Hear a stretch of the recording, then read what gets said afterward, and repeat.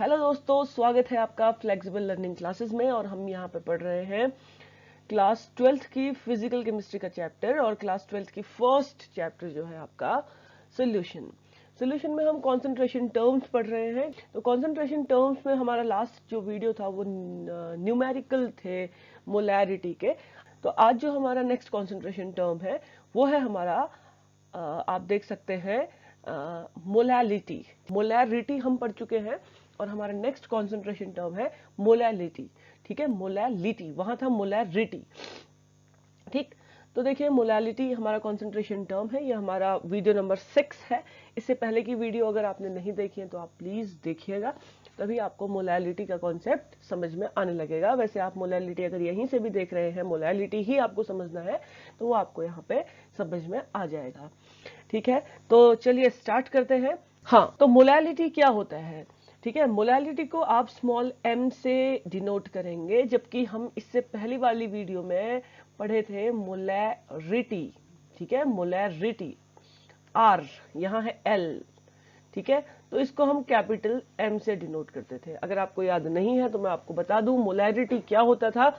Number of moles of solute dissolve in पर litre of solution. ठीक है, n of solute dissolve in per liter of solution, यानी कि volume of solution in litre. Confuse नहीं होना है molality और मोलैरिटी में।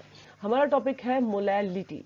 तो मोलैलिटी क्या होता है? मास रिलेटेड टर्म होता है पहली चीज। और मोलैलिटी क्या होता है? देखिए, number of moles of solute dissolve in per kg of solvent. अभी तक सारी की सारी हमने चीजें डिसॉल्व की थी पर लीटर ऑफ सोल्यूशन। ठीक है, अभी तक हमने वॉल्यूम ऑफ सोल्यूशन लिया था। मोलैरिटी में हम वॉल्यूम ऑफ सोल्यूशन ले रहे थे। Number of moles of solute dissolve in volume of, पर वॉल्यूम ऑफ सोल्यूशन की बात कर रहे थे। देखिए, वॉल्यूम ऑफ सोल्यूशन की बात कर रहे थे। याद रखिएगा, वॉल्यूम ऑफ सोल्यूशन किस में था? लीटर में था। लेकिन इस केस में जो हमारा ये केस बनता है, क्या केस? मोलैलिटी जो बनता है, जिसे हम स्मॉल m से रिप्रेजेंट करते हैं। ये मोलैलिटी क्या होता है? इसका मतलब ये होता है कि कितने number of moles of solute. मान लीजिए ये हम एक सोल्यूशन बना रहे हैं, इस सोल्यूशन में सॉल्वेंट जो है वाटर है। तो हम मोलैलिटी के कॉन्सेप्ट में हम सोल्यूशन की बात नहीं करते, हम सिर्फ सॉल्वेंट में आपने कितने number of moles of solute को डिसॉल्व किया है। मान लीजिए आपने x number of moles of solute को डिसॉल्व किया है 1 kg ऑफ वाटर में, तो हम इसकी बात करते हैं, हम सोल्यूशन की बात नहीं करते हैं। इससे पहले कॉन्सेप्ट में हम सोल्यूशन की बात कर रहे थे। ठीक है, तो मोलैलिटी क्या होता है? मोलैलिटी होता है number of moles of solute. ठीक है, number of moles of solute dissolve in per kg of solvent, यानी कि mass of solvent in kg, gram में नहीं, केजी में। तो ये हमारा मोलैलिटी होता है। जबकि इस तरफ जो मैंने लिखा है ये वाला, ये हमारा मोलैरिटी था। ठीक है, तो मोलैरिटी और मोलैलिटी में कंफ्यूजन नहीं होना चाहिए। मोलैरिटी को हम कैपिटल M से रिप्रेजेंट करते हैं, जबकि आज जो हमारा टॉपिक है मोलैलिटी, उसे हम स्मॉल m से रिप्रेजेंट करते हैं। और हमारा फॉर्मूला क्या बन जाता है? Number of moles of solute bye mass of solvent. याद रखिएगा, मास ऑफ व्हाट? सॉल्वेंट। इन किस में? इन केजी। ये चीज आपको याद रखनी है। ठीक है, तो ये आपका फॉर्मूला बन गया, इसे कभी भी नहीं भूलना है। अगर आपको सॉल्वेंट का मास ग्राम में दिया है तो हमें उसे केजी में कन्वर्ट करना पड़ेगा। कैसे करेंगे, क्या करेंगे, हम न्यूमेरिकल में सीखेंगे। अब हमारा नेक्स्ट चीज जो आती है वो आती है यूनिट ऑफ मोलैलिटी। क्या होती है यूनिट ऑफ मोलैलिटी? मोलैलिटी के फॉर्मूले से ही बनती है। तो हमारा मोलैलिटी का फॉर्मूला है number of moles of solute. कितने मोल्स ऑफ सोल्यूट आपने डाले हैं किसमें? 1 kg ऑफ सॉल्वेंट में, यानी कि mass of solvent in KG. ये आपका फॉर्मूला है। मैंने दोबारा इसलिए लिखा कि आपको क्या होगा, धीरे धीरे ऐसे ही लिखते लिखते लर्न होंगी चीजें। नंबर ऑफ मोल की जो यूनिट होती है, नंबर ऑफ मोल्स की यूनिट जो होती है वो मोल ही रहती है। ये जो मोल है इसकी यूनिट, ठीक है, इसकी यूनिट क्या है? मोल है, जो मैंने नीचे लिखा है। ठीक, मास ऑफ सॉल्वेंट्स जो है, मास की जो यूनिट है वो हम केजी में लिखने हैं। तो मोलैलिटी की यूनिट क्या हो गई? मोल पर केजी।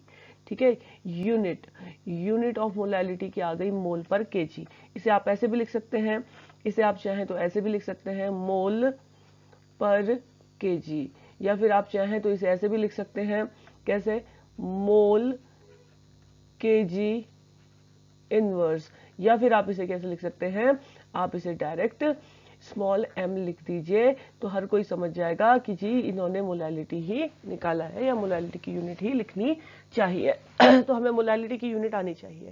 तो अब इससे रिलेटेड हमारे क्वेश्चंस बनते हैं मोलैलिटी से रिलेटेड। मोलैलिटी का कॉन्सेप्ट क्लियर होना चाहिए कि number of moles of solute dissolve in per kg of solvent. ठीक है, तो यहाँ पे एक क्वेश्चन है, देखिए लिखा है कि 2.82 ग्राम है ये। ठीक है, क्या लिखा है, 2.82 ग्राम। ठीक है, कंफ्यूजन नहीं होना चाहिए थोड़ी सी, 2.82 ग्राम। ठीक है, ये लिखा है 2.82 gram of glucose is dissolve in 30 gram of water.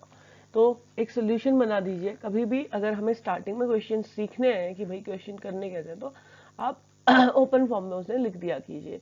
कैसे, ऐसे कि आपके पास एक सोल्यूशन बनना चाह रहा है जिसमें वाटर के बारे में कुछ लिखा है। क्या लिखा है वाटर के बारे में, लिखा है कि वाटर जो है, जो 2.82 ग्राम ऑफ ग्लूकोज है उसको डिसॉल्व किया गया है 30 ग्राम ऑफ वाटर में। यानी कि ये वाटर है वाटर है H2O, और इसका मास दिया है 30 ग्राम।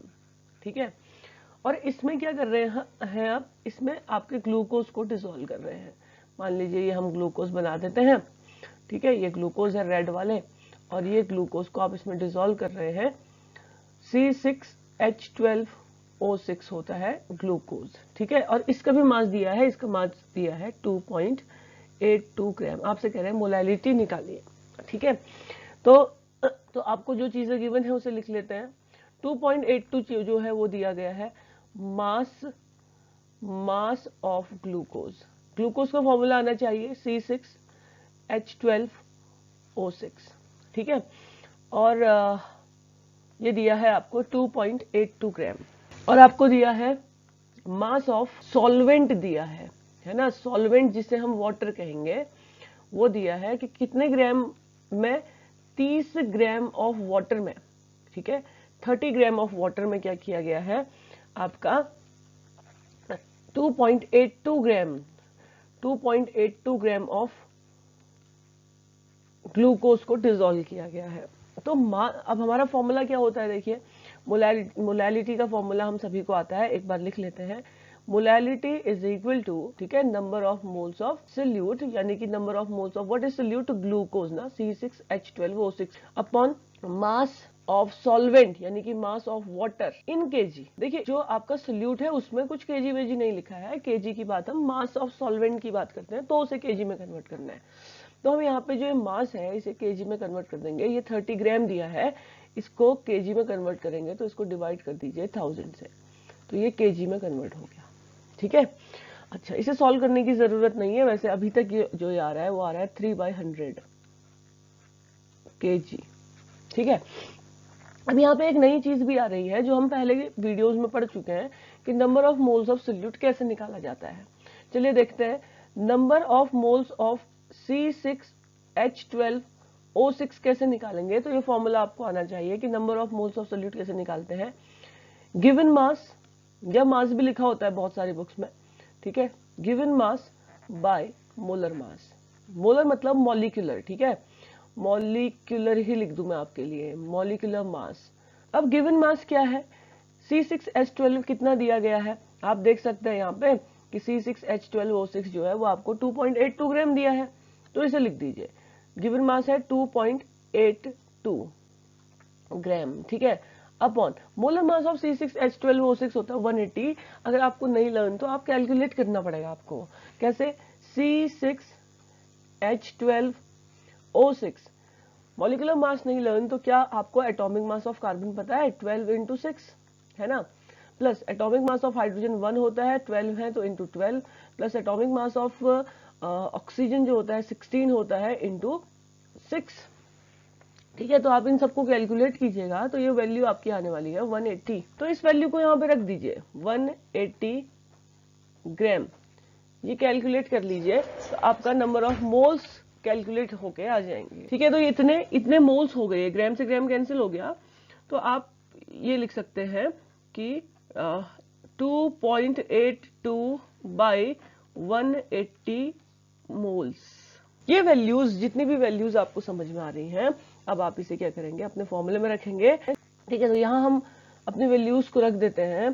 तो देखिए क्या आता है, इस एटॉमिक मॉलिक्यूलर मास को जो मैंने निकाला है उसे इरेज कर रही हूँ कि स्पेस बन जाए। ठीक है, इतना हो गया, ये सारी चीजें तो है ही। ठीक है, अब इसमें वैल्यूज को रखते हैं, किस में, इस फॉर्मूले में वैल्यूज को रखते हैं। तो आपकी मोलैलिटी क्या है, number of moles of solute.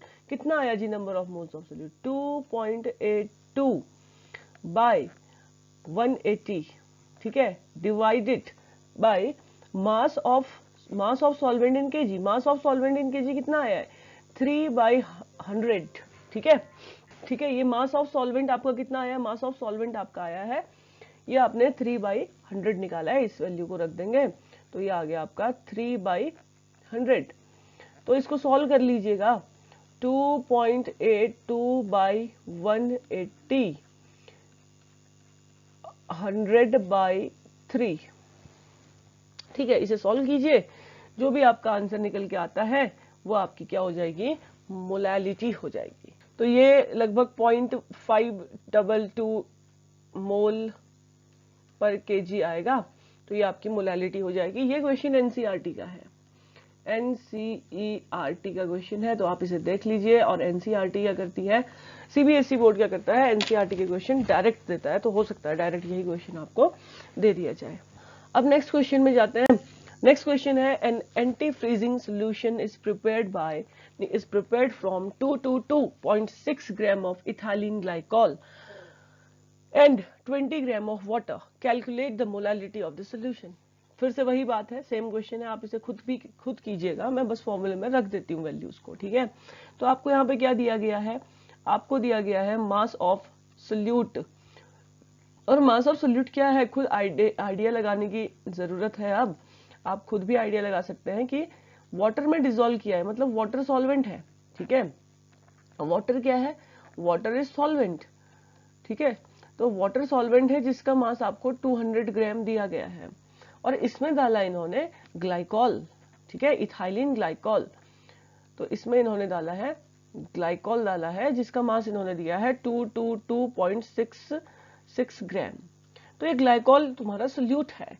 Glycol क्या होता है, ये होता है जी ग्लाइकॉल, CH2OH, इसे बोलते हैं इथाइलिन ग्लाइकॉल। नहीं आता है तो ये पता होना चाहिए आपको, यानी कि C2H6O2 दिखाई दे रहे होंगे आपको, C2H6O2 देख लीजिएगा। तो ये इथाइलिन ग्लाइकॉल है, C2H6O2। ठीक है, ये इथाइलिन ग्लाइकॉल होता है आपका। ठीक है, तो इसका मास आपको गिवन है, इसका मास आप देख सकते हैं कि आपको दिया गया है 222.6 ग्राम दिया है। ठीक है, मास ऑफ सॉल्वेंट आपको दिया है, मास ऑफ सॉल्वेंट जो कि क्या है, वाटर है, H2O, ये आपको दिया गया है 20 ग्राम। अब आपको पता है कि मोलैलिटी के फॉर्मूले में मास ऑफ सॉल्वेंट को केजी में रखा जाता है, ये आपको मालूम है। तो आप क्या करेंगे, इसको केजी में कन्वर्ट कर देंगे, 20/1000 केजी। ये हो गया, सॉल्व बाद में कर लेना, 2/100 तक आप इसे अभी सॉल्व कर लीजिए, केजी हो गया। ठीक है, अच्छा, ये आपने सॉल्व कर लिया इसे। ठीक, अब मोलैलिटी क्या होता है, मोलैलिटी होता है, नहीं लर्न है तो आप इसे बहुत बार लिखेंगे फॉर्मूले को, कि मोलैलिटी होता है नंबर ऑफ मोल्स ऑफ इसका इस टाइम सोल्यूट क्या है, C2H6O2 bye mass of solvent, mass of water, solvent water है, इन किस में, इन केजी। ठीक है, अब हमें जी यहाँ पे मास ऑफ सॉल्वेंट तो पता है ना, इस वैल्यू में आप मास ऑफ सॉल्वेंट तो रख सकते हैं या नहीं रख सकते हैं। हमने डायरेक्ट यहाँ पे निकाला है कि जी हमारा मास ऑफ सॉल्वेंट क्या है, 2/100 अभी निकाला है ये केजी में। लेकिन आपको number of moles of solute, ये वैल्यू क्या होगी ये नहीं पता, तो आपको number of moles of solute निकालना आता है ना। N ऑफ फॉर्मूला है C2H6O2 है ना। इसका फॉर्मूला क्या होता है, मास यानी कि given mass by molecular mass. Molar mass. कितना मास गिवन है C2H6O2 का? 222.6 ग्राम। मॉलिक्यूलर मास आप कैलकुलेट करेंगे, आपको फॉर्मूला पता है C2H6O2 है ना, तो 12 इंटू 2 प्लस 6 प्लस 16 इंटू 2, तो जब इसे कैलकुलेट किया जाता है तो ये 62 आता है। ये वैल्यू यहाँ आप 62 रख दीजिए, है ना, इतना मोल आ गया आपका। ये ग्राम से ग्राम कैंसिल हो जाएगा तो ग्राम हट जाएगा, ठीक है। तो यहाँ पे ये वैल्यू जो है आप यहाँ पे रख देंगे 222.6 बाय, ये आया ना आपका number of moles of solute, bye molecular mass 62। इसे सॉल्व कर लेंगे, सॉल्व कर लीजिए, और जो आपकी आंसर आता है सॉल्व करने के बाद वही आपकी क्या हो जाएगी, मोलैलिटी हो जाएगी। तो कितना आ जाएगा 22.6 बाई 62 इंटू 100/2। इसे सॉल्व कीजिए, इतनी आपकी मोलैलिटी यानी कि मोल पर केजी आपका आ जाएगा। ये क्वेश्चन भी आपका एनसीईआरटी का है, ठीक है, एनसीईआरटी का है। तो आज हमारे कंसंट्रेशन टर्म्स जो है वो कंप्लीट हो गए हैं। कल से हम अपनी कॉलिगेटिव प्रॉपर्टीज को पढ़ेंगे। तो वीडियो को देखने के लिए बहुत बहुत धन्यवाद। Thank you, bye bye.